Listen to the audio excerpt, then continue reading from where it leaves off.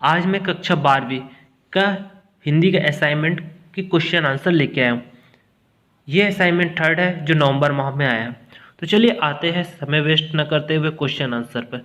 उससे पहले आप लोगों ने यदि चैनल को सब्सक्राइब नहीं किया तो प्लीज़ चैनल को सब्सक्राइब कर लीजिएगा, ज़्यादा से ज़्यादा फ्रेंड को शेयर कीजिएगा। पहला क्वेश्चन है, पहलवान की ढोलक कहानी के किस किस मोड़ पर लुट्टन के जीवन में क्या क्या परिवर्तन है, लिखिए। इसका आंसर चलिए देखते क्या होगा। पहले का आंसर है, कहानी में लुट्टन के जीवन में अनेक परिवर्तन आए। पहला, माता पिता के बचपन में ही देहांत होना। दूसरा, सास द्वारा उसका पालन पोषण किया जाना और सास पर हुए अत्याचारों का बदला लेने के लिए पहलवान बनना।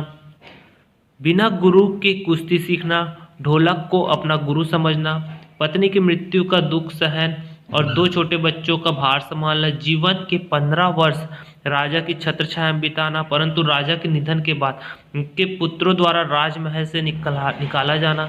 छठवां, गांव के बच्चों को पहलवानी सिखाना। सातवां, अपने बच्चों की मृत्यु के असहनीय दुख को सहना। और आठवां, महामारी के समय अपनी ढोलक द्वारा लोगों को उत्साह का संचार करना। ये पहले का आंसर है। अब आते हैं सेकंड नंबर का क्वेश्चन, जो कि गद्यांश है। गद्यांश को पढ़ना है और उसके प्रश्नों का उत्तर देना है। सेकंड नंबर का क्वेश्चन हम लोग को गद्यांश दिया गया है। आप इसे आराम से पढ़ेंगे, मैं इसका प्रश्न उत्तर दे रहा हूँ।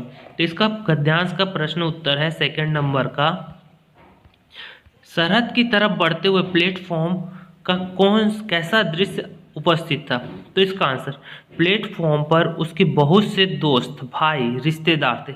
हसरत भरी नज़रों से बहते हुए आंसू, ठंडी सांसों और भींचे हुए होठों के बीच से कटती हुई रेल सरहद की तरफ बढ़ रही थी। इसके अंशित, हाँ, गद्यांश में ही आंसर है फर्स्ट लाइन पे। ये देखिए, प्लेटफॉर्म पर उसके बहुत से दोस्त, भाई, रिश्तेदार हसरत भरी नज़रों से बहते हुए आंसू, ठंडी सांसों और भींचे हुए होठों के बीच से कटती हुई रेल सरहद की तरफ बढ़ रही थी। ये इसका आंसर है। सेकेंड नंबर, अटारी क्या है, वहाँ पुलिस बदलाव क्यों हुआ। अटारी भारत और पाकिस्तान सीमा पर स्थित है और सीमा पर के पार पाकिस्तान पंजाब में वाघा की बस्ती है। अटारी में पाकिस्तानी पुलिस उतरी, हिंदुस्तानी पुलिस सवार हुई, इसलिए वहाँ क्या हुआ, बदलाव हुआ। तीसरा है, लाहौर और अमृतसर में अंतर क्यों नहीं प्रतीत हुआ। लाहौर और अमृतसर में अंतर महसूस नहीं हुआ क्योंकि दोनों नगरों की जमीन, बोली, पहनाव आदि एक जैसा था। दोनों तरफ के लोग एक ही भाषा में बात कर रहे थे, उनके मिलने का तरीका भी एक था, इसलिए वहाँ हमें लाहौर और अमृतसर में हमें अंतर महसूस नहीं हुआ। चौथा, और दोनों राज्य एक दूसरे से जुड़े हुए हैं तो वो तो लगेगा ही नहीं, भाषा अलग टाइप का। भारतीय और पाकिस्तानी में कौन कौन सी समानता है। दोनों की भाषा समान है, पहनावा, बोली, अंदाज, एक जैसी सूरतें, गालियाँ भी एक सी थी। दोनों बड़े प्यार से एक दूसरे को नवाज रहे थे। इसका आंसर आपको गद्यांश में यहाँ पास मिल जाएगा, देख लीजिए। ये लास्ट तरफ लिखा हुआ है, लबो लहाज, अंदाजा, गालियाँ एक सी थी, जो दोनों बड़े प्यार से मिल रहे थे। लास्ट क्वेश्चन है, भारत पाकिस्तान के निवासियों के बीच मुश्किल क्या है, स्पष्ट कीजिए। मुश्किल सिर्फ इतनी थी कि भरी हुई बंदूकें दोनों के हाथों में थी। भरी हुई बंदूकें दोनों के हाथों में थी। ये लास्ट लाइन पे इसका आंसर दिया हुआ है गद्यांश के, बस मुश्किल सिर्फ इतनी थी कि भरी हुई बंदूकें दोनों के हाथों में थी। ये गद्यांश का आंसर हो गया। प्रश्न क्रमांक 3 आते हैं अब। प्रश्न क्रमांक 3 में एक कहानी लिखना है, जिसका कहानी का शीर्षक है, यानी बोला गया है कि किसान, उसका बेटा किसान धीरे धीरे घर की तरफ आ रहा है। किसान माँ को बताता है कि उसे अच्छी नौकरी मिल गई। इसके आगे आपको कहानी लिखना है। ये पार्ट से रिलेटेड कहानी से आप लोग कंप्लीट कर लेंगे। चलिए आते चौथे नंबर के क्वेश्चन पे। जूझ कहानी का कथानायक को अपनी पढ़ाई जारी रखने के लिए संघर्ष करना पड़ा, और आपको इस संघर्ष करना पड़ा है तो आपके अनुकूल और प्रतिकूल प्रतिक्रिया क्या होगी। जीवन मूल्यों को दृष्टि को स्पष्ट करते हुए अपने विचार लिखे। तो चलिए आते चौथे नंबर के आंसर पे। चौथे नंबर का आंसर है, यह कहानी एक किशोर के देखे और भोगे ग्राम्य जीवन के यथार्थ की गाथा है। इस कहानी में किशोर के पिता के तानाशाही रवैये के कारण खेती में लगाना पड़ा। उसका मन पाठशाला के लिए तड़पता था।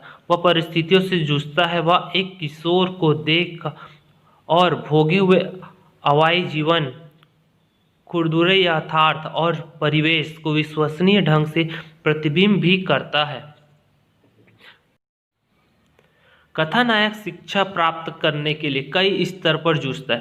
पहले वह घर में संघर्ष करता है, इसके बाद स्कूल में भी पढ़ाई के लिए जूझना पड़ता है, आर्थिक संकट से भी उसे परेशानी उठाना पड़ता है। इन सब संघर्ष के बावजूद वह अपनी पढ़ाई जारी रखता है। वह कविता पाठ करने लगता है, गणित में भी अव्वल था, इस कारण सभी उसे आनंद कहने लगे थे। लेखक ने आत्मकथा में अपने जीवन संघर्ष को व्यक्त किया। यह कहानी प्रतिकूल परिस्थितियों में संघर्ष की कहानी। कथानायक ने अंत में अपने संघर्ष की सफलता भी मिलती है। आगे और नेक्स्ट पैराग्राफ चेंज करके लिखिएगा। जूझ कहानी में किशोर युवक के संघर्ष को व्यक्त किया है। यह संघर्ष आधुनिक युवाओं को प्रेरणा दे सकती है। ये जो निम्नलिखित है, पहला दूरदर्शिता। कहानी का नायक आनंद दूरदर्शी, वह किशोर अवस्था में ही पढ़ाई का महत्व को समझ गया था। उसे पता था कि खेती से ज़्यादा आमदनी नहीं है, वह नौकरी या व्यवसाय का महत्व को समझ गया। सेकंड है मेहनती। आनंद बेहद मेहनती था, वह खेत में कठोर मेहनत करता था तथा पढ़ाई में भी अव्वल था।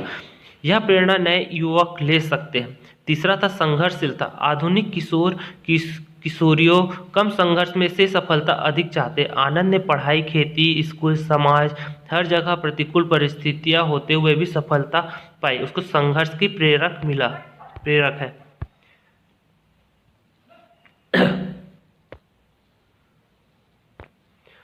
चौथा अभ्यास। आनंद पढ़ाई में बेहद ध्यान देता था। कविता का अभ्यास वह भैंस की पीठ पर, पत्थर पर, खेतों में हर जगह करता था। गणित में भी वह बेहद होशियार था। नए विद्यार्थी अभ्यास का पाठ ले सकते हैं। ये जूझ कहानी के कुछ से महत्वपूर्ण तथ्य थे जिसके आधार पर मैंने ये आंसर दिया है। इसे आप लोग लिख सकते हैं। अब हम आते हैं लास्ट नंबर के क्वेश्चन पे। ये लास्ट नंबर, अतिशय मोह भी क्या त्रास का कारण है? माँ का दूध छूटने का कष्ट जैसे एक जरूरी कष्ट है, वैसे ही कुछ और जरूरी कष्ट की सूची को बनाइए और लिखिए। इसके 5वें नंबर का आंसर, अतिशय मोह भी त्रास का कारण है। जिस प्रकार बच्चों को माँ के दूध के अति मोह होता है परंतु एक उसके छूटने पर कष्ट होता है, उसी प्रकार मनुष्य के जीवन में मोह से जुड़ी चीज़ों के छूटने का दर्द झेलना पड़ता है। जैसे बेटी को मायके का मोह छोड़कर ससुराल जाना पड़ता है, सिपाही को परिवार को छोड़कर जंग के लिए जाना पड़ता है, कई बार शिक्षा एवं व्यवसाय के लिए घर से दूर जाना पड़ता है। ये प्रश्न क्रमांक 5 का आंसर है। शब्द सीमा था 75 से 100 और इसके 4 अंक थे। ये आज हम लोगों ने कक्षा 12वीं के हिंदी के असाइनमेंट के क्वेश्चन देखे। एक कहानी लिखना था प्रश्न क्रमांक 3 में, उसे आप लोग कंप्लीट कर लेंगे क्योंकि बुक पर दिया हुआ है, उसी पर आधारित वह कहानी है। तब हम मिलते हैं नेक्स्ट वीडियो में इसी प्रकार के और भी असाइनमेंट और पढ़ाई से रिलेटेड टॉपिक्स को लेके। Okay, thank you, bye.